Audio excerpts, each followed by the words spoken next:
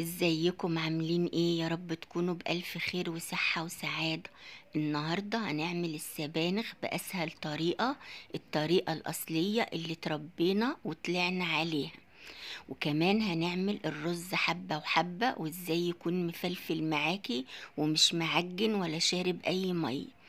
تابعي معايا الفيديو وصلي كده على الرسول عليه أفضل الصلاة والسلام. اللهم صلي وسلم وبارك عليك سيدي وحبيبي يا رسول الله. والفيديو النهاردة بتاعنا تعليمي عن كون وصفة ومقادير لعرايسنا الجداد، ازاي تخشي المطبخ وتعملي طبخة وتكون ناجحة معاكي من أول مرة. صلي على النبي عليه أفضل الصلاة والسلام. وكمان هقولك ازاي تشتري السبانخ وازاي تغسليها، طريقة غسيلها وتخريطها، وهقولك كمان ازاي تفرزيها وتحتفظي بيها لمدة طويلة في الفريزر. شايفين السبانخ؟ شايفين السبانخ كده وجمالها، خضرة كده ومرعرعة وجميلة كده وصغيرة كده. ولما تيجي تشتري السبانخ تشتري كده السبانخ القصيرة وتكون الجذور بتاعتها حمرة زيها كده زي الملوخية لما بنيجي نشتريها. وهنا بقولك احنا في الشتاء والخضار كله طازة وفريش ونازل بقى كده لونه اخضر ومرعرع وشارب بقى من مية الشتاء ومعسل وطعمه زي السكر. وهنا هنغسل السبانخ قبل ما نخرطها لانها بيبقى فيها طفيليات علشان نتخلص منها، وقبل بقى ايه ما نخرطها وتكون كده تتقطع معانا في التخريط وطبعا تسبب لنا كده مشاكل صحية.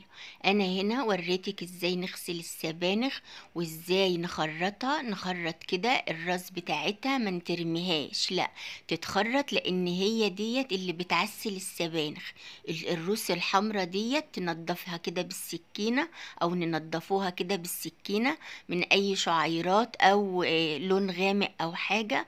وبعدين كده نخرطها، نشيل الحتة البيضة منها، وبعدين كده نيجي على الحتة الحمراء الجزء الاحمر كده من راس السبانخ زي ما انت شايفة كده في الفيديو. بقولك اوعي ترمي الروس ديت، الروس بتاعت السبانخ، لان ديت بتبقى فيها نسبة العسل كله، هي اللي بتعسل السبانخ. صلي على النبي عليه افضل الصلاة والسلام. كمان بتدي كده للسبانخ بتاعنا لون جميل. هنا بقى كنت غاسلة بصل اخضر، وبقولك السبانخ يعني كزبرة خضرة وبصلاية خضرة، راس كده من البصلة الخضرة تقطعيها معاكي وانت بتقطعي السبانخ. كمان كده احنا كنا نقينا كده الكزبرة بتاعتنا وغسلناها مع السبانخ، نقطعها بقى كده على السبانخ، بتدي بقى كده للسبانخ يعني طعم جميل. احنا طلعنا لقينا امهاتنا بتخرط الكزبرة الخضراء مع السبانخ، وكمان بتخرط عليها راس البصلاية الخضراء زي ما وريتك في الفيديو بالظبط. صلي على النبي عليه افضل الصلاة والسلام. واذكروا الله يا حبايبي، الا بذكر الله تطمئن القلوب. هنا بقولك لو الراس كبيرة بتاعت السبانخ وناخدها كده ونقطعها 2 أو 4. شايفين كده الجمال والحلاوة بتاعت السبانخ؟ حاجة كده بسم الله ما شاء الله، حاجة كده الله أكبر. طبعا هي اتغسلت بقى مرة واتنين وتلاتة واتشطفت بقى كده ولا 10 مرات، لأن بيبقى فيها نسبة من الطينة والرملة، لازم نتخلص منها وناخد كده ونصفي في المصفى لحد ما تنزل كل المية اللي فيها. تعالوا بقى كده نروح على البوتاجاز ونسمي الله ونصلي على الرسول ونبدأ كده في الطبيخ بتاعنا. شوية زيت مع قطعتين من الدهنة اللي هي في اللحمة أو السمين، ونزلت عليهم ببصلاية مقطعة ورشة سكر وبعدين رشة ملح. رشة السكر ديت لو اللحمة هتاخد معاكي سوا هتستوي بسرعة.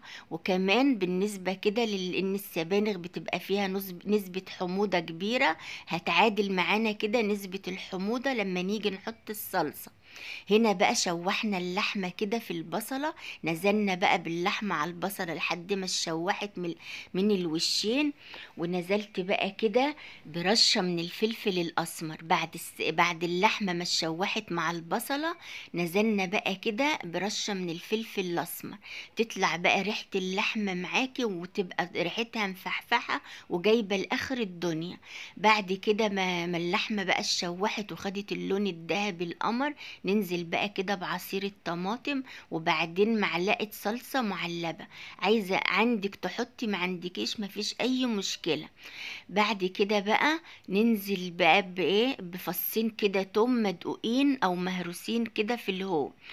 طبعا ديت نص كمية التوم، النص التاني هنعمل بيه طشة كده عشان ريحتها تفحفح وتجيب لآخر الدنيا. بعد كده اللحمة معانا ما اتسبكت، هننزل بقى كده عليها بشوية مية مغليين علشان ايه، تبقى اللحمة بتاعتنا مستوية. نصبر بقى كده لما اللحمة تستوي، علشان السبانخ طبعا مش بتاخد سوا. بعد بقى اللحمة بتاعتنا ما استوت، طبعا ننزل بقى كده بالسبانخ، بسم الله ما شاء الله زي ما انتوا شايفين كده في الفيديو السبانخ بتاعتنا حاجة كده قمر. وطبعا كمية السبانخ لما تكون كبيرة يعني ما تهابيش الموقف وتخافي منها، لا، هي شوية بشوية هتهبط معاكي لما تنزل المية بتاعتها، وهتهدى بقى كده وتدخل في عملية التسوية. صلوا على النبي عليه أفضل الصلاة والسلام. أنا هنا بقولك شفت السبانخ كانت كميتها كبيرة ازاي وطالعة كده من الحلة. بعد كده نزلت المية بتاعتها هيت، وتدخل بقى كده في عملية السوى، تهدى بقى معاكي كده، تيجي منزلها بقى عليها، تحطي بقى حمص، تحطي شوية رز، تحطي فريك زي ما انت متعودة او زي ما انت عايزة تحطي يا ست الكل. انا هنا حطيت حمص زي امي بالظبط الله يرحمها، او حسب الطريقة اللي انا اتعودت عليها. بس نصيحة مني لما تيجي تحطي رز تحطيهم متحمرين، تحطي شوية رز متحمرين.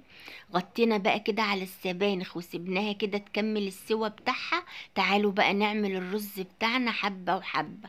شوية زيت على معلقة زبدة، ونكونوا كده غاسلين ربع كمية الرز اللي انت هتعمليها، وننزل بيهم كده على الزبدة والزيت، نشوحهم وننزل بقى كده برشة من الملح. ساعة ما ننزل برشة الملح نبص نلاقي كده الرز بتاعنا خد اللون الذهبي، يبقى معاكي على 3 مراحل. بعد كده كنا غاسلين بقى بقيت كمية الرز، طبعا ننزل بيه بقى كده على الرز المحمر، وانت شايفة الرز المحمر خد اللون الذهبي القمر اللي انت شايفاه. ننزل بقى كده ببقية كمية الملح او حسب انت ما بتظبطي الحدق بتاعك يعني، وحسب ما انت متعودة. انا بحط عيار الملح بتاعي بالبركة زي امي بالظبط. بس خليت الرز يتشوح كله كده مع بعضه شوية كده حلوين، علشان يبقى مفلفل معاكي وما يكونش معجن ولا شارب مية. بعد ما شوحنا الرز ننزل عليه بقى كده بالمية المغلية، والمية تكون مغطية الرز كده بحوالي عقلة صباع زي ما انت شايفة معايا في الفيديو. غطينا عليه وسيبناه بقى كده لحد ما يغلي. بعد بقى ما غلى قلبناه كده لأنه شرب المية بتاعته، قلبناه وهدينا عليه النار. على ما هدينا عليه النار تعالوا بقى نعمل طشة السبانخ. انا حطيت معلقة سمنة وطلعت كبيرة شوية، بعد كده نقصتها ونزلت كده بقيت كمية التوم اللي انا كنت دقاها. بعد كده بقى هننزل برشة كده من الكزبرة الخضراء، مش كزبرة ناشفة، السبانخ مش بيتحط لها كزبرة ناشفة. بصراحة اغلب القنوات بيحطوا كزبرة ناشفة، وبس الطريقة الأصلية بتاعت أمهاتنا هي الكزبرة الخضراء مع التومة، تطلع كده ريحتها وتفحفح وتجيب لآخر الدنيا. أول ما ننزل بالطشة نغطي على طول كده السبانخ ونسيبها بقى كده تهدى، وبعد كده نقدمها بقى ايه للأكل. تعالوا بقى نحضر أكلنا ونغرف الرز بتاعنا، وشايفينه مفرفر مفرفر ازاي، ولا حباية لازقة في التانية، والسبانخ بتاعتنا مستوية واللحمة بتاعتنا دايبة، حاجة كده بسم الله ما شاء الله. وعايزة اقولك السبانخ ما تخليهاش تغلي معاكي كتير على النار، علشان لونها ما يغمقش معاكي وتسمر معاكي. يا رب تكونوا استفدتوا مني ولو بمعلومة. اشوفكم على